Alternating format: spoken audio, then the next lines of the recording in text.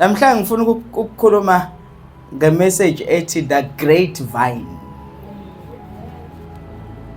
Nangizwa? Yeah. The great vine. Uthini u-great vine ngesizulu? Umvino omkhulu. Umvino njani? Omkhulu. So John 15 verse 1 to 8. Chapter 15 verse 1. Yes. Ngingumvino ikonakona. Yes. Baba ungumlimi. Yes. Verse 2. Aha. Yilelo nalelo ganja elikimi elingatheli izithelo uyalisusa. Yilelo nalelo elithela izithelo uyalishulu balithele kakhulu. Verse number 3. Nina senihlanzekile ngezwe ngilikhulumekile. Verse 4. Hlalani kimi nami kimi. Njengalokhu iganja lingethela izithelo ngokwalo. Kuphela uma lihlala emvinini. Kunjalo nani kuphela uma lihlala kimi. Verse 5. Ngingumvini mina ningamaganja. Uhlala kimi nami kuye. Lowo uthela izithelo eziningi. Ukuba ngaphandle kwami ngingenze lutho. Verse 6. Yeah. Umuntu engahlali kimi lahlwa ngaphandle kwe-egadi. Abune bawabutha bewafuthe empilweni ashe. Verse 7. Yeah. Manihlala kimi namazwi ami ehlala kimi. Ngiyakucela nilithandayo nikenze. Verse 8. Baba uyakhazimuliswa ngalokhu. Banithele izithelo eziningi.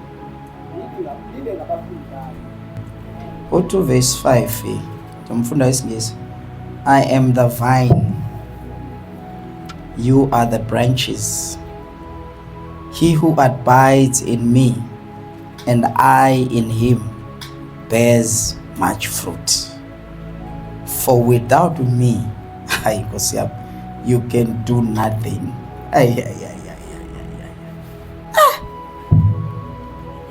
Bazalwane. I am the vine, you are the branches. He who abides in me and I in him. Bengithi it's enough ukuthi he who abides in me. But uthi just know it's not enough. And I in him. Niyayizwa le? Uthi ke if kwenzeke njalo you will bear much fruit because ngaphandle kwami ningenze lutho.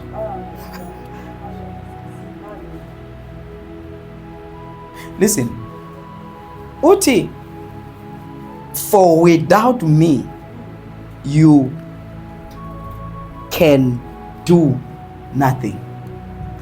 Akasho ukuthi without me you won't do anything.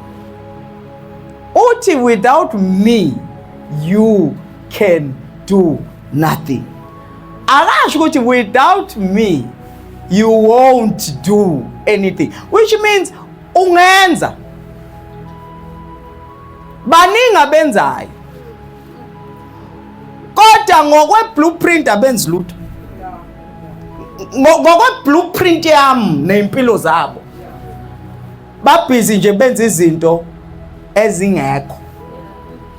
Now leli verse ke liyangitshela ukuthi nginganishumayeza. Kodwa menginganishumayeza ngaye. Sengisho ukuthi hayi nginishumayeze yena. Nginishumayeze ngaye.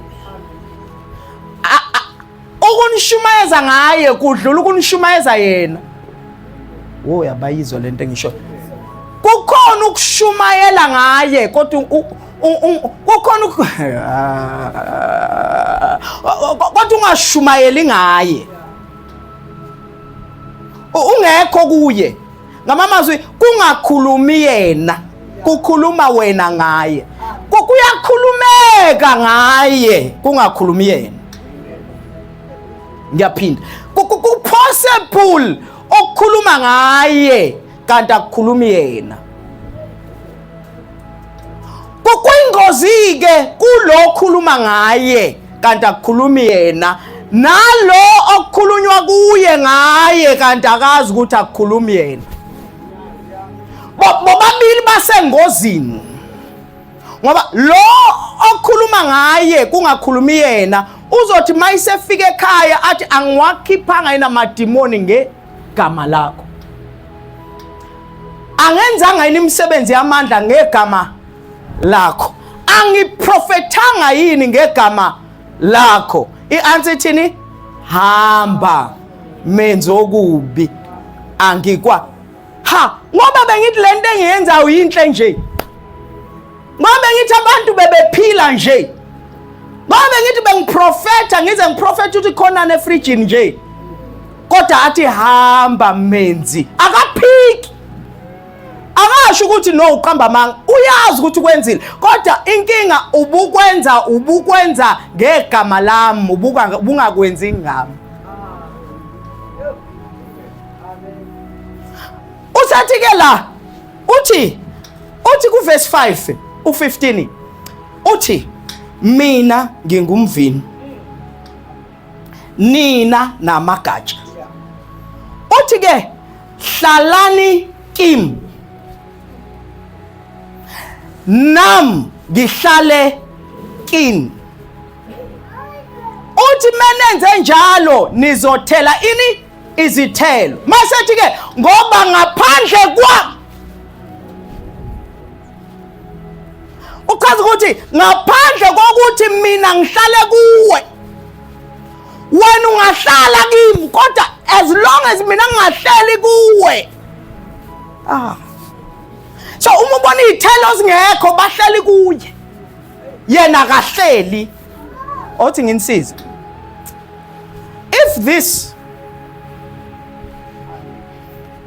ningilalela, if this was a tree, ningilalela ngithi, if isihlahla lesi mase ngithatha igatsha, ngiyangizwa, ngilibophe leli gatsha kanje,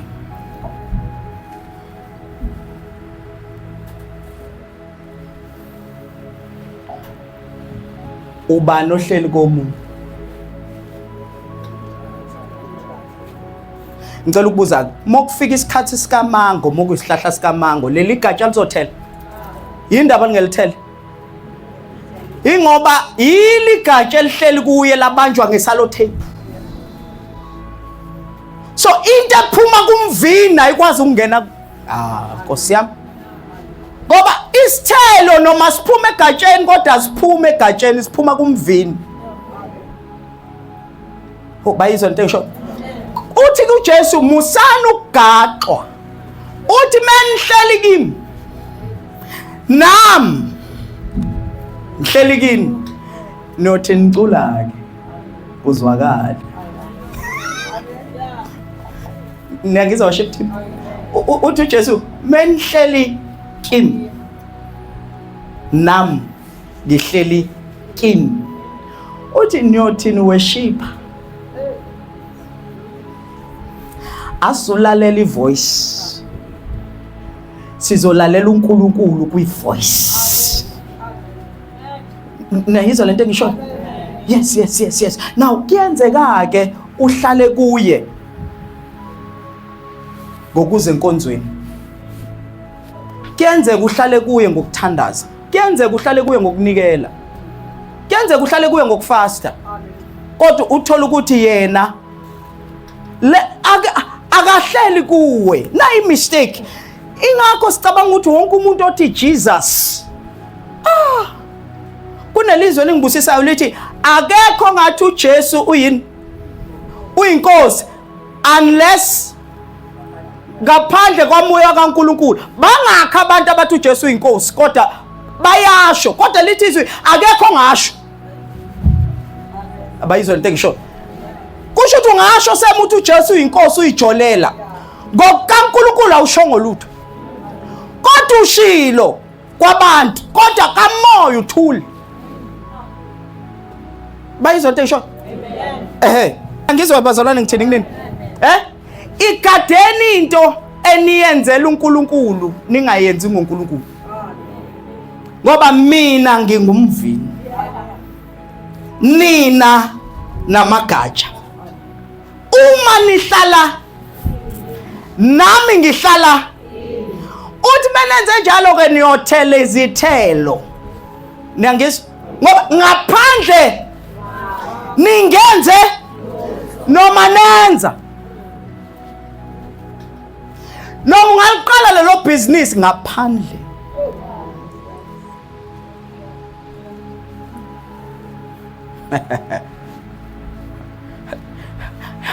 Yonke into oyiqalayo ngaphandle angeke wenze. Kubhlungu ke. Listen, anginilekelele. uJesu uthi yini? Uyini? Thina sini? Uthi asihlale? Yena ahlale? Uthi ngoba ngaphandle singenze. Uthi lo mfana ke, Master, ngidoba ubusuku bonke ungahleli kimi.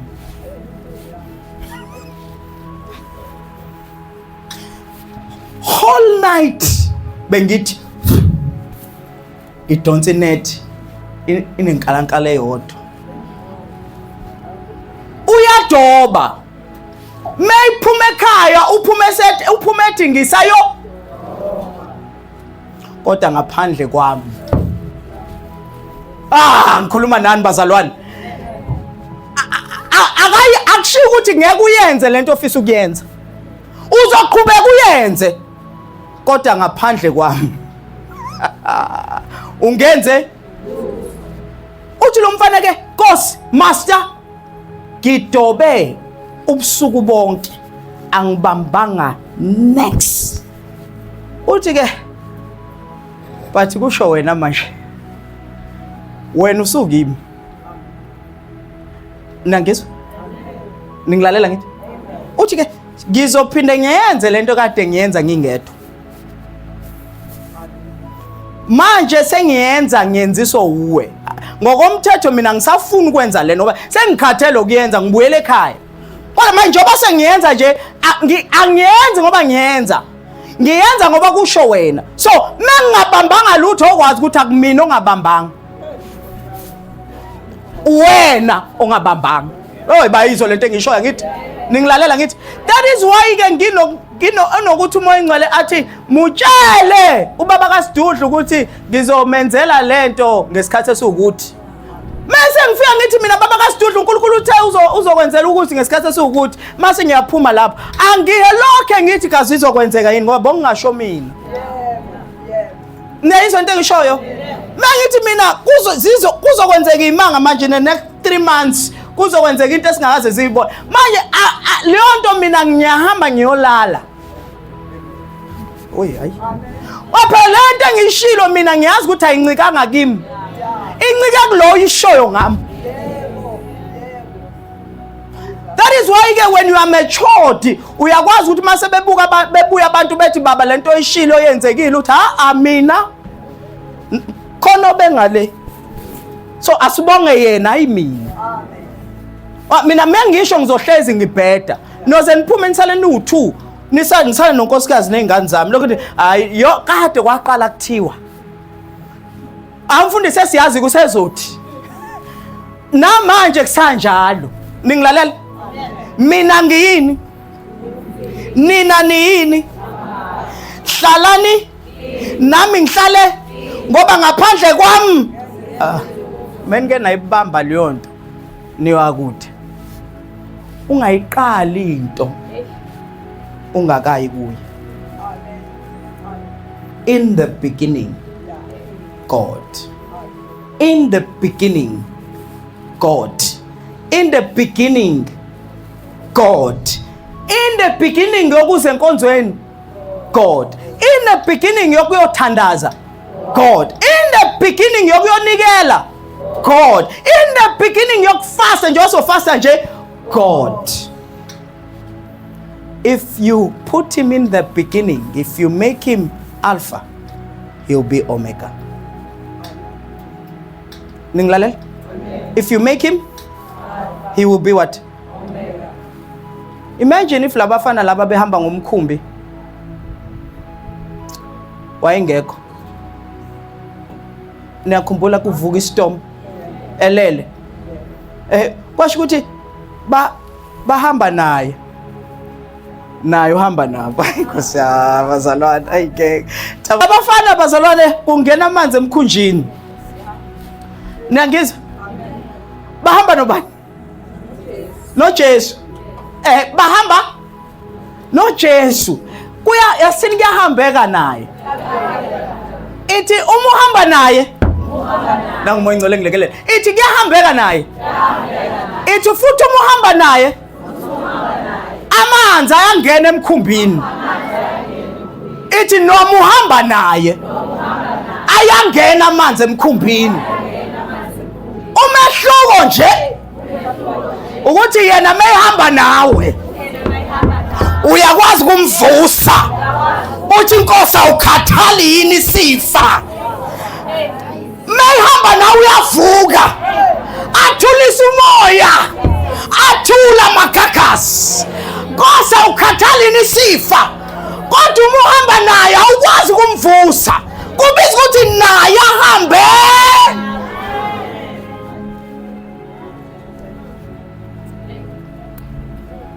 Sandelwa amakholwa angakholwa. Listen, ukukholwa khona ukukholwa. Mhlamba ngibe kanje, ukukholwa khona ukwenza ukukholwa. Niyangizwa? Ukukholwa kuyi relationship nalokholwa yiwuye. Okuderive imisebenzi emihle yokukholwa esizoyibona. Sinamakholwa enza imisebenzi yokukholwa engenabo ubudlelwane. That is why ke uzokwenza imisebenzi emihle endlini kaNkulunkulu unganconywa ukhubeke. Ngoba wenza imisebenzi emihle impela siyavuma. Uyikholwa elifuna ukubonakala ngemisebenzi. Kodwa leyo msebenzi I derive from a relationship with the master. Ukukholwa means ukholwa uJesu. Ukukholwa means akushoyo uthi yes master. Ukukholwa means anything which is contrary to what he's saying uthi no. Na izwa into engisho ngithi so ukukholwa kwangempela ukukholwa okunobudlelwane okuzala imisebenzi. Sinamakholwa ajaha imisebenzi kanti awanabo ubudlelwane naye. Awukwazi ukukholwa ukuthi uphila ubungcwele akuyonto oyikholwayo leyo. Into oyiphilayo. Awukwazi ukukholwa ukuthi wena ngizoyibeka kanjani? Awusaphuzi awuyikholwa leyo nto into yenzayo. And leyo nto izalwa ulo onobudlelwane naye okupha amandla okwenza lento oyenzayo. Awuqali ngokwenza ungakahlangani naye. Ngoba manje uzoba ikholwa elingakholwa. Ngokomthetho sithini ngokomthetho? Uma bengishumayela ngeblessing la akufanele ekugcineni kwemessage ngibiza i-altar call. Ngoba lo muntu akazwanga lutho ngoJesu. Uzwe nje uJesu obusisanayo. So into emletha kuJesu ukuthi uJesu uyabusisana. The day uJesu ebona ukuthi uyambalela umzalwane oze phambili kade engashunyayelwa ngoJesu oxolela izono. Kushunyelwa ngoJesu obusisanayo. Uyambalela after 6 months ubuyele emuva ngoba ubezele uJesu obusisanayo hayi uJesu okhiphana ezonweni. Laba amamillionaire kumanje ane stress. Aman. Anani. Yeah, yazi ubona ngani ukuthi ane stress. Abhemi cocaine. Akekho umuntu onemali yonke ozolokhethi. Ngoba manje uyazi ukuthi nginemali yonke kodwa manje kuyashoda still angivele ngidakwe something. Ningikhalela ukuthi kuthina kithi ipeace ayikho. Now kusho ukuthi lama millionaire noma ama-millionaire awenzanga lutho, ahlulo uwena nje uno 5 rand ebank. Bona nebelala baqale bathi aphela bathi kube mabelala mebephapha amafuthi bathi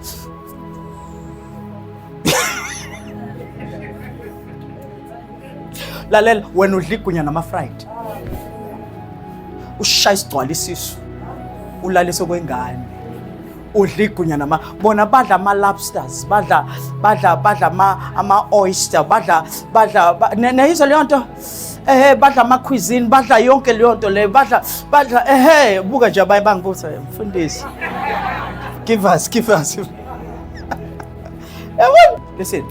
Listen, konke engifuna untshengisa yona, ningilalela ngithi, leli verse liyangibusisa bazalwane. Yo, mina nina niya hlalani nami ngihlale, ngoba ngaphandle aningenze ayingeke. Listen now, uma ulifunda ke leli verse lithi ubaba uyigardener. Asithini ubaba uyigardener? So ubaba umlimi. Ningilalela ngithi. So ubaba unembewu. Le mbewu ubaba uzoyitshala emhlabathini ovundileyo. Nangizwa ngithi? Right. So ubaba le mbewu ayitshalayo, bayazi abatshalayo, u-expecte yena into eyodwa. U-expect ukubona isithombo.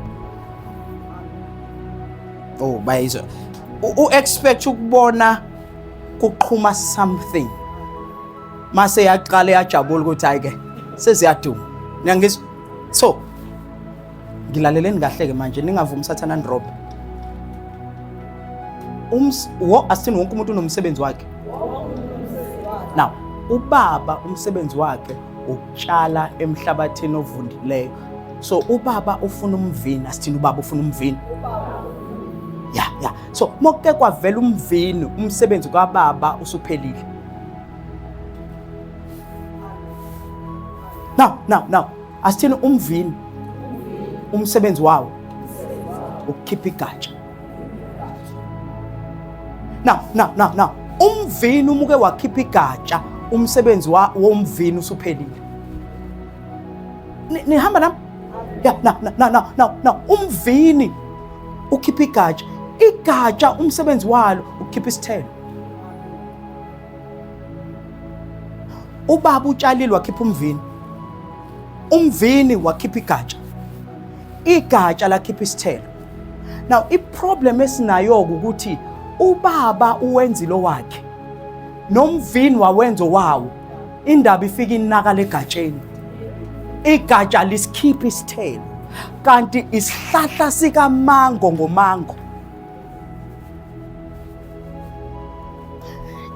Isihlahla sibizwa ngefruit. Nangizwa? Isihlahla sibizwa ngani?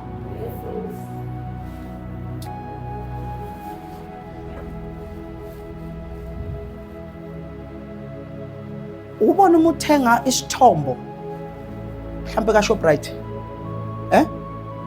uma ungasuthenga isithombo mhlambe satamatisi, oh God, ninami buyani ibani nami. Uma uthenga isithombo lapha ka veg, usithenga sisephaketheni ngathi soup, ukusibona ukubone siba nani ngaphandle, asibi nembewu, siba ne-end product. So uma uthenga wena uthenga utamatisi, kodwa you will enjoy the process. Kodwa uma uthenga baveza utamatisi osukhulile waze wavuthwa, hayi bayizwa lento engishoyo. Uma uthenga wena kodwa uthenga imbewu ezoba utamatisi. Khona la ngiyakhona. Now kubiza ukuthi ke wena uhambe uyoyimbela. endaweni eright uyitshale khona. Ufunani umthetho wakho? Awufuni imbewu. Ufunani? Now, uma uyitshala iqhume ikhiphe lento eyikhiphayo, mase ikhipha utamatisi, kusho ukuthi leyo mbewu injani? Yinhle. Ngiyangizwa? Yeah. Now, kuyenzeka ke ukuthi uthola ukuthi imbewu ibolile. Oh ntshetshu ngiyangizwa bazalwane ngithini kunini? Now uthi uJesu la ubaba igatsha elingatheli uyalinquma alithathe ayolifaka emlilweni. Yazi indaba elinquma igatsha elingatheli ubaba ingoba ubaba unika umvini ukudla ngesihlabathi namanzi. Umvini uyithathe leyo nto uyoyinika igatsha, kodwa igatsha ligcine alisayenzi into okufanele ngabe liyayenza ngaleyo kudla likunikiwe. So kuyi waste. That is why umuntu wesifazane oshadile mengazali uyakhala ngoba uwaster imbewu. Ningilalela uthi ngithina ngithi ngoba yonke le process eyokuthi ekugcineni fanele kuphume izithelo. Izithelo akuzona ezomvini, izithelo akuzona ezikababa, izithelo ezabantu. Do you know ukuthi khona abantu abangenza ngiyangibona ekhaya kunezihlahla sikamango, akekho umuntu ozayo. But mase kukhona umango. Mase kukhona umango kuza nabantu abangakaze beze. Sibezwe sebethi qoqo. Abazange esihlahleni, abazange kuthina baze kumango. So uma babona ke la endlini angathi abantu abezi ngoba umango abawuboni. Uma ubona nje angathi abantu banokuthi ngiyafisa ukuya kodwa kusakhona lela gatsha. Ngiyalazi lela gatsha alitheli.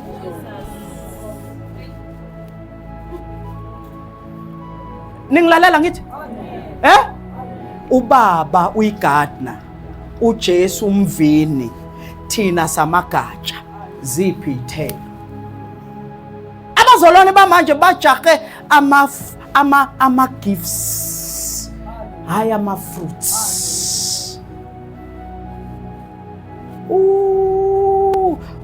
Umufunda laphana kuGalatians chapter number 5 ne? Uyathola lapho ukuthi there are 9 fruits. 9 fruits of the spirit. Ningilalela ukuthi ngithini? Yeah, lapha khona love. Nayizo lento ngisho. Khona joy. Khona peace. Khona long suffering. Khona kindness. Khona goodness. Khona faithfulness. Nangizwa khona gladness. Mase kuba khona no self control. Izithelo lezo. Ebandleni is entertainwa ama gifts. Nangizwa. Now, igift iyaxhonywa nkosikazi. Asifani isihlahla sikamango nesihlahla sikaKhisimusi.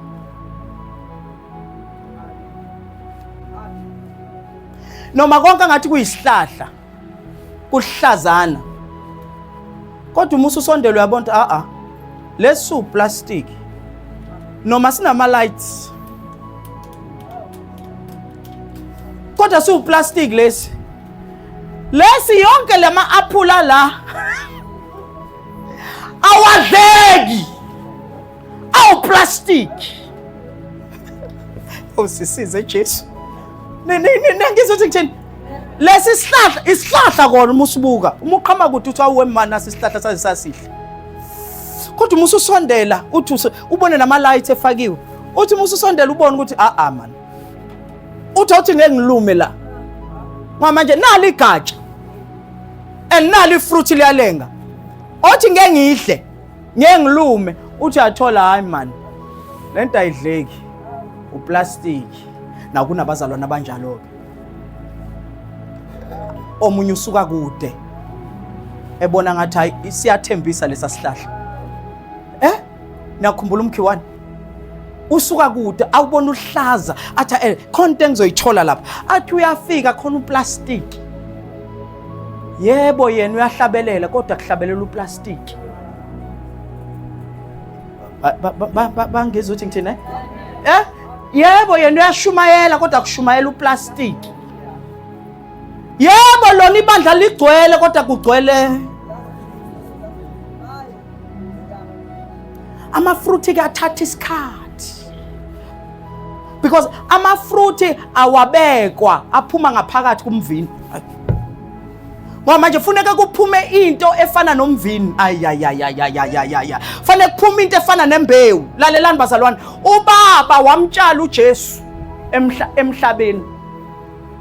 Uma ufunda uJohn chapter number 12 lithi, unless a corn of wheat falls into the ground and dies, it abides alone. It abides alone. But ima ingena emhlabatheni ife, ithi ke it bear much fruit, ithela izithelo. Nangizwa, so ubaba mayiletha uJesu emhlabeni wayezomtshala. Nangizwa, that is why wayethuneni wayetshaliwe. That is why mayivuka lapha lithi uyi-first fruit, uvuka nabaningi. Amen. Uvuka nabafa kudala, uvuka nabo akhuphuke nabo. Ngoba uyi-first fruit. Nilalela lento engishoyo. Manje ke kusele thina ke manje. Kusele thina oJesu. Okufanele sihambe nathi sitshaliwe, funeka abantu baze kulamagatsha bazodla. Awukwazi ukudla kuleli gatsha ungabi nawe igatsha. Ayi bayayizwa lento engishoyo. Uphenduka igatsha umudla kuleli gatsha. Amen. Khona abazalwane aba-enjoy ukuba yifruit njalo. Kanti manje phela siyakunika fanele at least 2 years, 3 years. Fanele ungabisabe ifruit manje ube igatsha nawe ukwazi kuyodlisa abanye. Amen. Ningilalala. Uthi umpostoli Paul kuba kuya ngesikhathi enashunyayezwa angafanga abe niyafundisa nothisha manje. Kodwa manje nisafuna ubisi. Nisatetema. Angakakwazi ukunika ukudla kusolid. Ngoba manje nisafuna ukulokho nincenceza. No bazalwane. Asikhuleni manje. Asidlule esifundweni sokuqala uma ufunda uHebrews chapter number 6. Uthi asidlule kwi elementary kwisifundo sokuqala ekuthetheleni kwezono ekuphendukeni from dead works empaphatiswe. Sifinyelele kwizinto zabantu manje abakhulile. Nangizwa bazalwane. Niye kukutetema ngingabangwa ama crayon ebandleni ukuthi khona osedwebe i-exercise lami.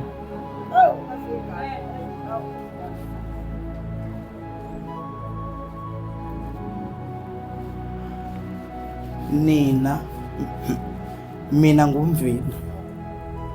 Nina hlalani nami ngihlale. Ngoba ngaphandle ningenze finish.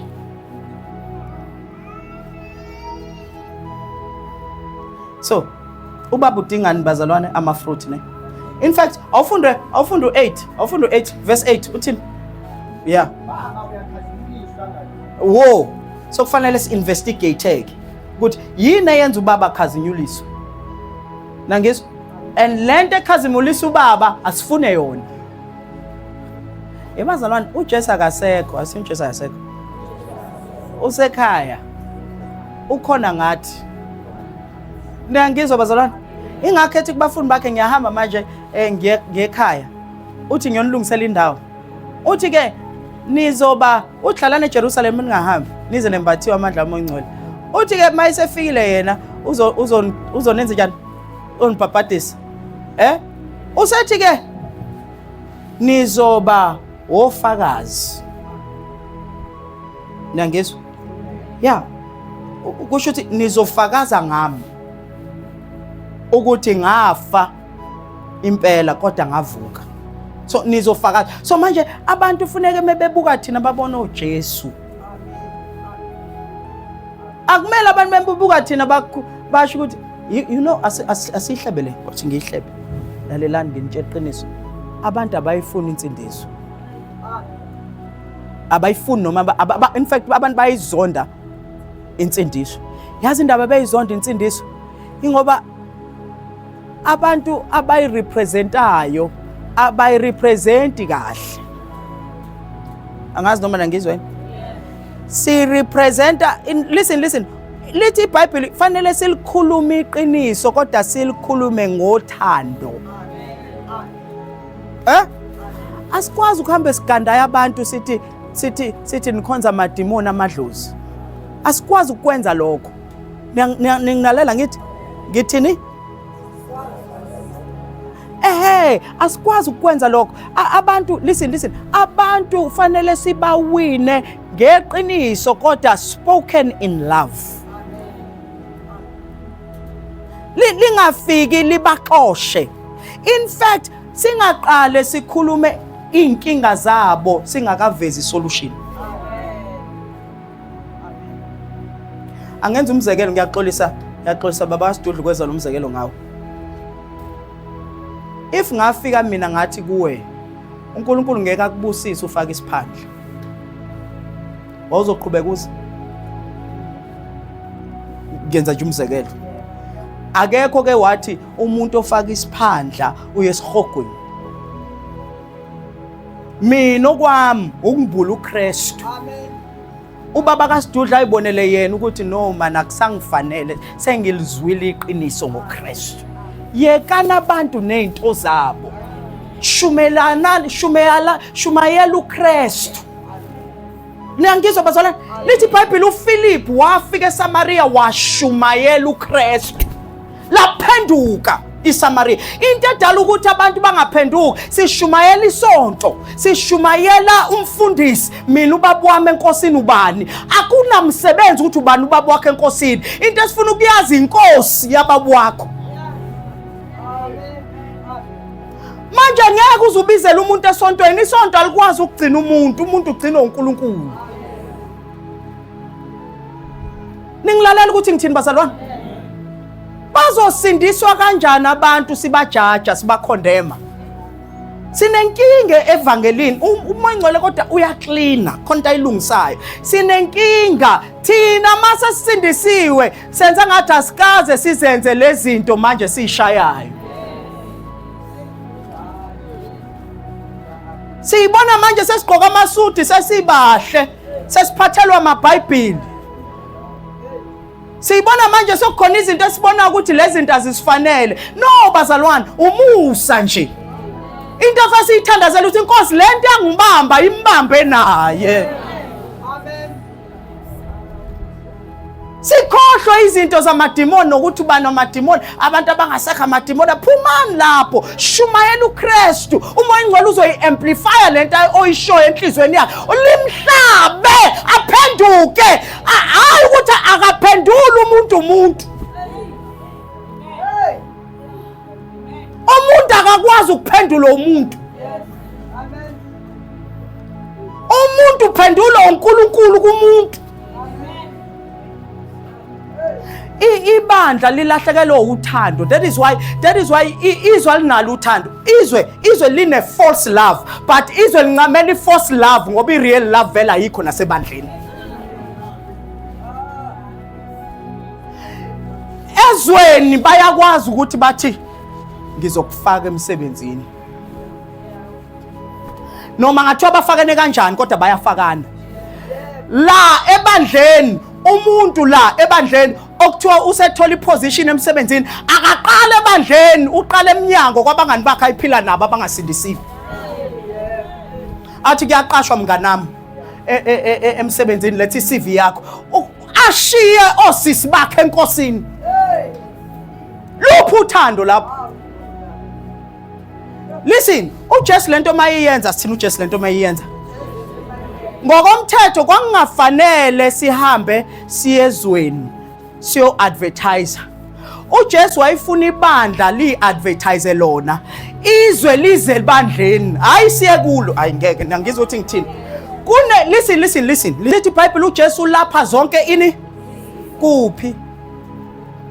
Uzilapha kuphi? Uthethelela zonke? Ulapha zonke? Niyobeka izandla kwabagulayo bayaphila.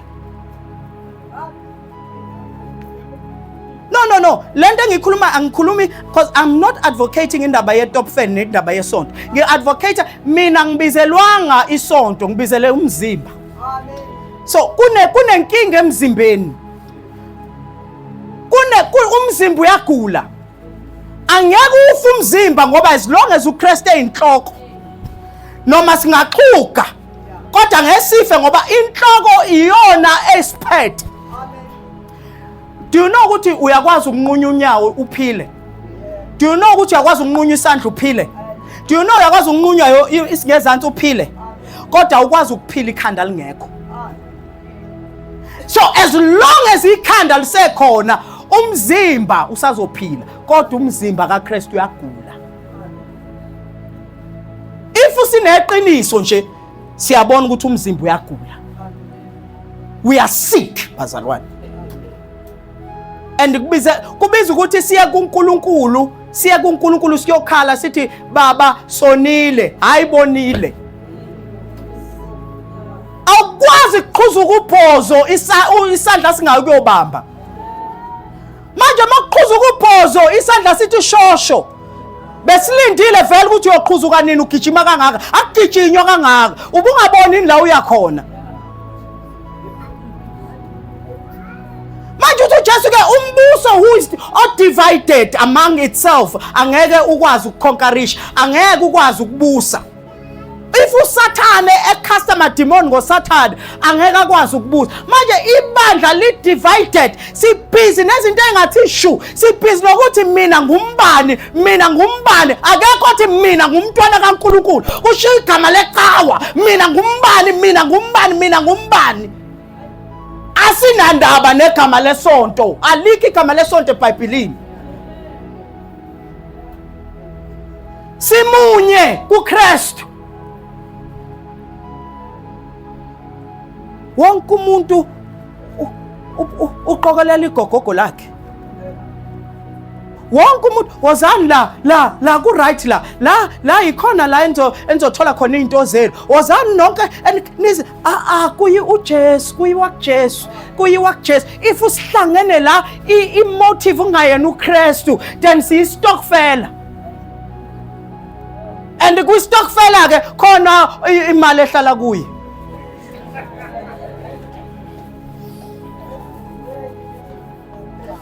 Nangizwa ngithini?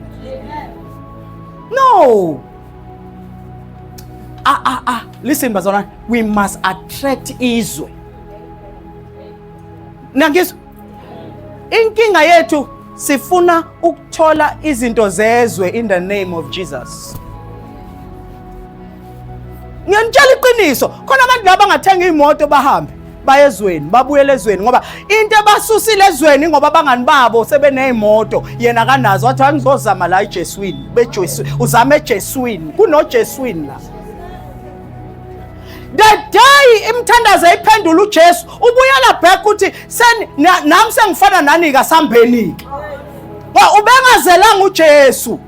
Ubenzele ngoba sebemlahlile abangani bakhe ngoba uyazi ukuthi uJesu uqosha yonke into elahliwa ithuntuthi. Bokufanele ngabe abantu abangakholwa nebefuna impiliso bezibandleni. Nangizwe singithini? Manje thina seyinyangeni. Abazalwane bayihamba inyanga. Khokho. Abazalwane bahamba inyanga. I'm being honest. No bayihamba. Babuye bazofakaza labathi uNkulunkulu ungiphilisile. Wazi kahle ukuthi uphiliswe unyanga.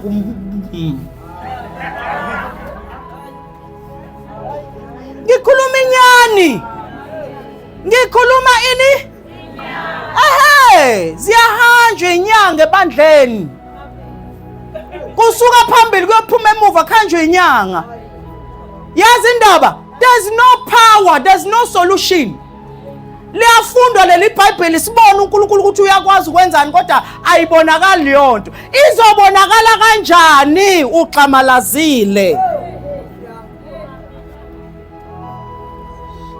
Izobonakala kanjani uno plan B C D uzophuma kuzethu lokhu mengalungi phela uNkulunkulu usizo inkosi owakho loyo. uNkulunkulu adinga ukusiza, owakho loyo. Owakho loyo. Okufanele umthathe uyombeka lapha. Ufike kusingilalela bazalwane. Kunento efanele ibuye emzimbeni kaKristu bazalwane. Ayibuye. Yazi uJesu bazalwane wayehlala nezoni.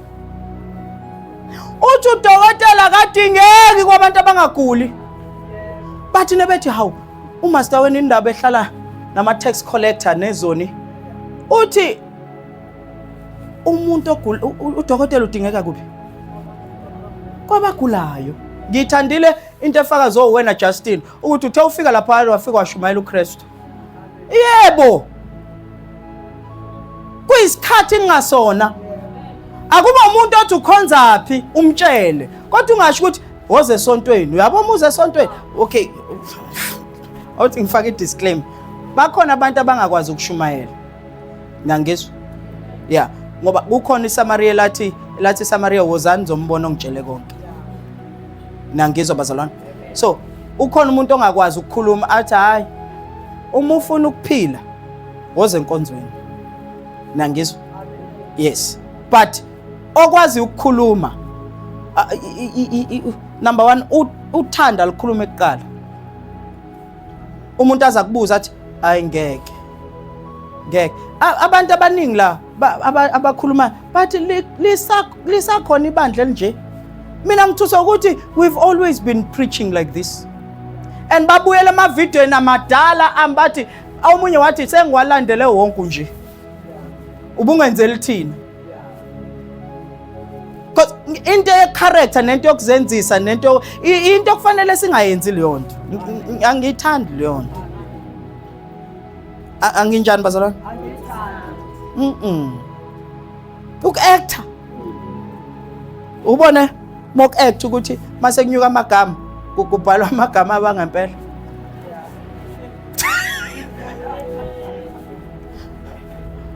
Usho yonke lento bebeyenza la bebengabona. Nababona. Nawe ke unga-act. Mase kugcineni sibona igama lakho la ngempela uthi hawu. Kanti devil worshipper. Because kuyabhalwa kuthiwa cast. Mase kubhala ukuthi udubula zonke. Mase kuthiwa dash vusumuzi ndlela. Udubula zonke kanti wasekhaya. Abanye ubazi ukuthi abakini. Ubona sokunyuka amagama uthi hawu ndlela. Haleluya. Ngisakhona bazalwane. Nisabusisekile kodwa. Kukhona nikufundayo? Kukhona? Mina ngingu nina niya hlalani nami ngihlale ngoba ngaphandle kwami ningenze asivale ngaleli. Luke 13 verse 6 to 9. Umoya ngcwele ngiyathandaza ukuthi Luke 13 asisize. Ngiyathanda umoya ngcwele asisize bazalwane namhlanje. I'm just hearing this issue of restoration. Ukuthi before sifundele le verse, I'm just hearing in my spirit ukuthi kunabantu ebememthanda uNkulunkulu bahamba endleleni balimala bahlala phansi. But ngizwe umoya we-restoration. Kunabantu abebethandaza beyama-intercessor. Othi nginihlebele ama-intercessor. I-intercessor alaziwa. Amanxusa awaziwa. Aziwa uNkulunkulu. Ngoba maka aziwa ama-intercessor, then ase leonto avuselwe yona isifile. Bayizwa into esho amanxusa ayafihlwa.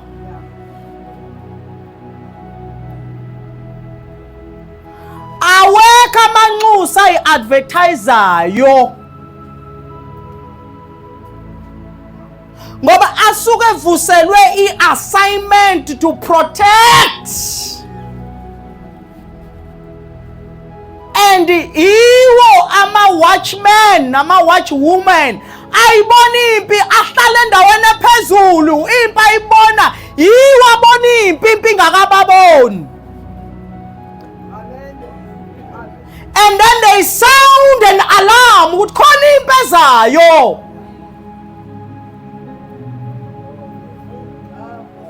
Ahlala esiqongweni ngamamazwi nomela ebandleni kodwa kwi-dimension aphezulu awaziwa.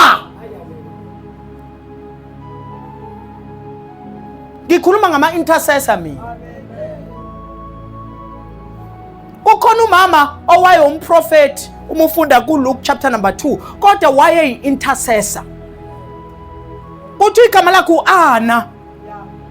Wafela umyeni wakhe eshade 7 years, wahamba oyivalela etempelini.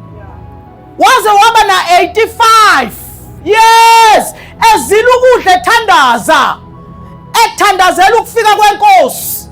Lithi iBhayibheli mhlazana bezobusisa uJesu etempelini wayekhona naye.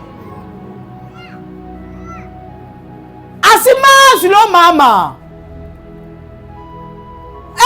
Ena 60 asimazi, ena 70 asimazi. Sizozwa ngaye ngoba sokuthiwa nangu uJesu yobusisa etempelini. Abaziwa ama-intercessor.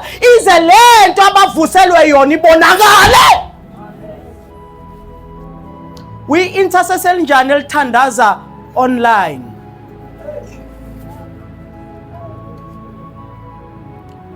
Uthandaza kanjani ikhamera ila ubukwa abantu bonke? Ngoba lento yenzayo into yamiyeni nomakoti, into e-private. Ngoba kunezinto ozozimitha lapho uma uphuma, kunezinto ozozitshelwa la, uzotshelwa kanjani u-live?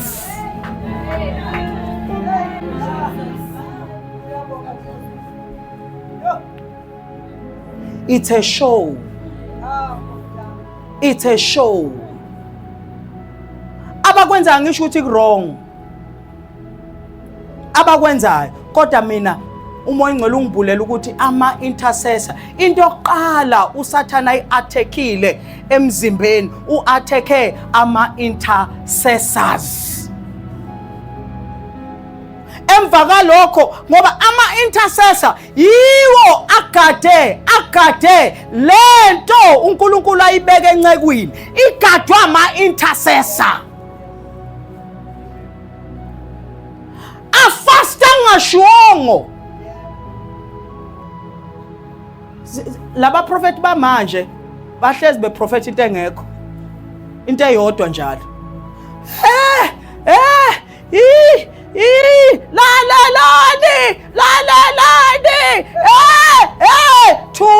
Thula, keep quiet. uNkulunkulu ukakhulume nawe ngawe.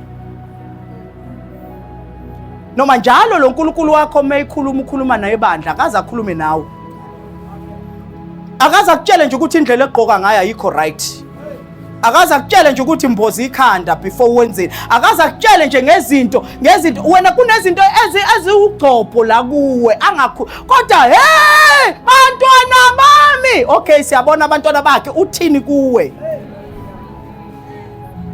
Ukuyala ngani wena?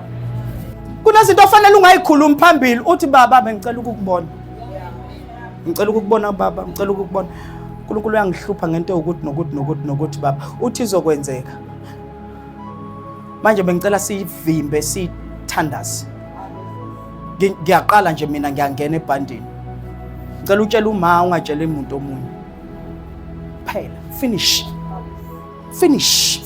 siphelile leyo nto. Ithi fika nami ngine show ukuthi hayi lo mzalwane lo uNkulunkulu uyamsebenzisa.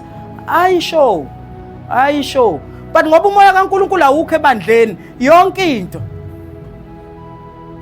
into kuthi uNkulunkulu, yonke into omunye umuzi ukuthi omubheke phansi. Hey! Awu.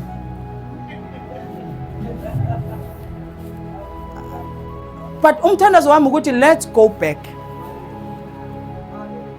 Niyangizwa bazalwane? Let's go. Nabaprofetayo bahambiswa kwabaprofeti.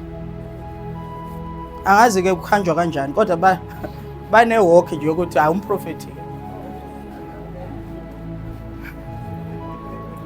Kune walk eprofeta nje time. Noma enibuka nje uyabona ayibuka umprofeti.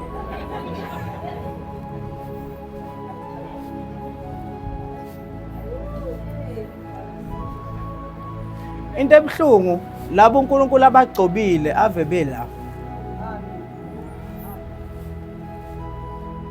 Laba abayigcobile kuyagcotshwana phela manje. Lo ordainer lo ordainer lo kuthiwa kune ordination kunenkonzo abazenzela inkonzo zabo zama ordination. Kugcotshwane ke kuyogcotshwana ke kugcotshwane ke. Inkinga abantu abasafarisha ibandla. La wonke lomkhuba ekugcineni nje abantu abakhokha iprice ibandla. Abayiswa kuKristu abantu bayiswa ogcotshweni ogcobo.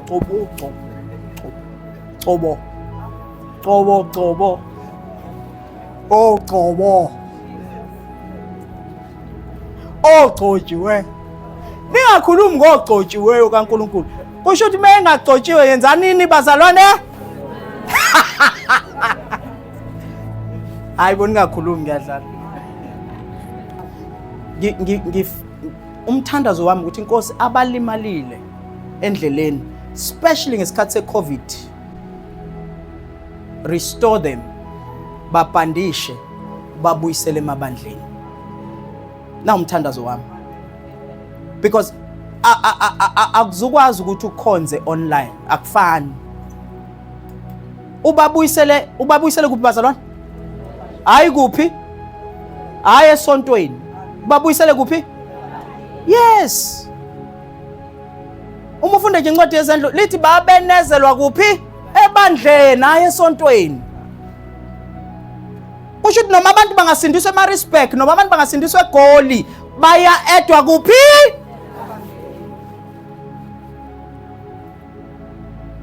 Ngoba siyibandla likaKristu, silona isonto lomuntu. Now, abalimalileke, thus says the Lord, they must go back to the house of God. Not men, to the house of God. Not to the house of men, to the house of God. And they must pray. And abazalwana bayeke lento ukuthi umfundisi abe uKristu kubo. Umfundisi uvuselwe to equip the saints. Wonke umuntu akafana noKristu, including naye ophethe mic. Ningilalela ngithi. So bazalwane ngiyaphinda ngiyasho. Hayi wonke amabandla ayabheda. Akhona amabandla right. And zikhona ingcebo zikaNkulunkulu ezi right. Akungapendwa wonke umuntu ngebrush.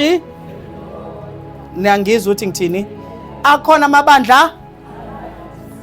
Bakhona abafundisi okwenu ukuthi thandazani ukuze nibathole ngoba abaningi abekho online. Abekho online. Luke 13 verse 6 to 9. Wayesebalandisa lo mfanekiso. Yes. Umuntu othile wayenomkhiwane utshalwe ezibilini sakhe. Weza efuna isithelo umuntu. Akasifumananga. Efuna isithelo. Umkhiwane wawu? Yini ayingekho? Isithelo. Kusho ukuthi umvini unjani? Igatsha? yini engekho lo tshalile ufunani qhubeka Dube. Verse 7. Wayesethi kuso isisebenzi sesivini, beka sekuyiminyaka emithathu ngiza ngifuna isithelo kulo mkhiwane. Iminyaka mingaki? 3. Ngifuna isithelo. Ingasifuma. Unqume. Hayi. Yini ukuba uyone futhi inhlabathi? Kusho ukuthi uyangcolisa. Amahlamvu la ngiyawacleana ngiyahlakula ngenza yonke into kodwa manje asingireward. Sinqume. Kusho baba. Uthi banqoma. Uthini uJesu? Verse 8. Sona saphe ngiyasathi kuye. Nkosi uye. Nangalo mnyaka ngize ngivukuze inhlabathi emaceleni awo. Ngiyuthelele umquba. Yes. Verse 9. The restoration. Mhlawumbe ungaze uthele ngozayo. Yeba uma ungenjalo. Wonqume. Nayizwa le? Nayizwa leyo part? I want to read it in English. Right. Verse 6 says, He also spoke this parable. A certain man had a fig tree planted in his vineyard, and he came seeking fruits on it and found none. Verse 7. Then he said to the keeper of his vineyard, Look, for 3 years I have come seeking fruits on this fig tree, and I find none. Cut it down. Why does it use up the ground? Verse 8.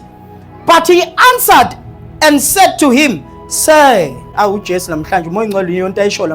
Sir, let it alone this year also, until I dig around it and fertilize it. Number 9, verse 9. And it will bear fruits. Unefate. Until izothela.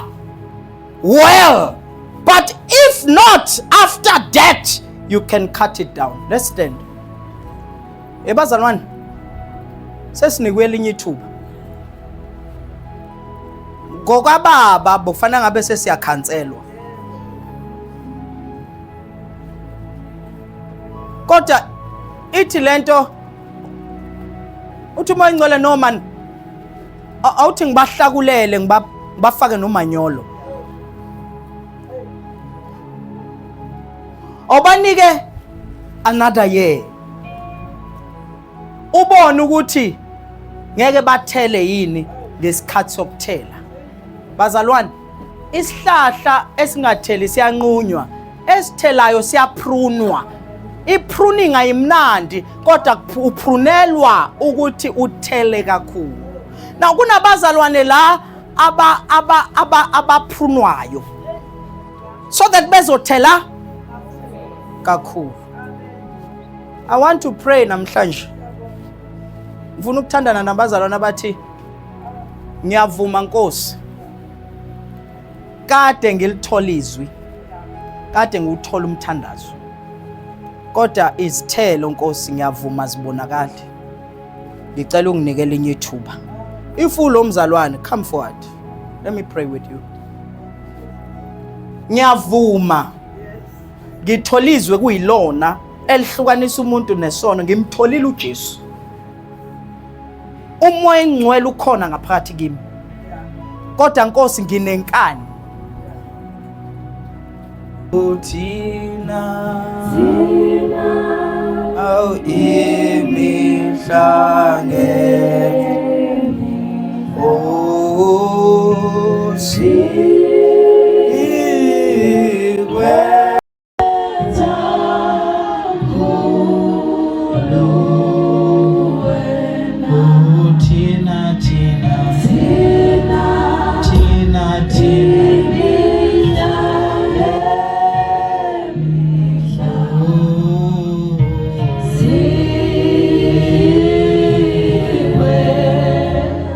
Lift up your hands. cry to